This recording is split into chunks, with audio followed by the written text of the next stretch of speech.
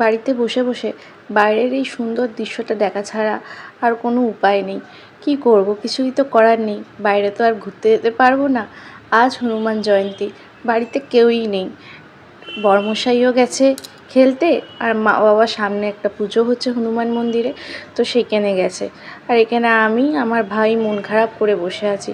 ভাবছিলাম ঘরে বসে বসে কি করব, তো চলো ডাইনিংটায় গিয়ে একটুখানি বিছানা করি।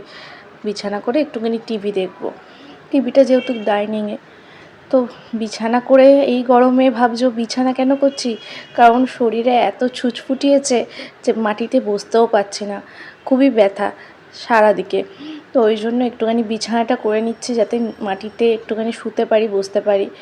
আর কি করব বলো, এই কটা দিনে মিনিমাম আমাকে 17খানা, হিসাব করে হয়তো ভুলও হতে পারি, 17খানা ইঞ্জেকশন খেতে হয়েছে, তারও বেশি হতে পারে।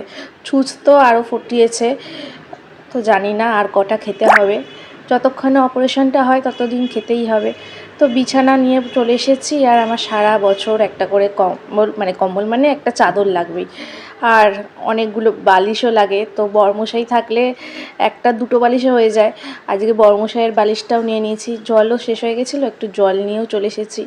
আর ভাবলাম একটুখানি কেক হঠাৎ ঘড়িতে চোখ পড়লো, দেখি অনেকটা সময় হয়ে গেছে। গপুকেও খাওয়াতে হবে, ঘুম পাড়াতে হবে। আমি যাই ফ্রেশ হতে, আবার দেখা হবে নেক্সট ব্লগে। টাটা।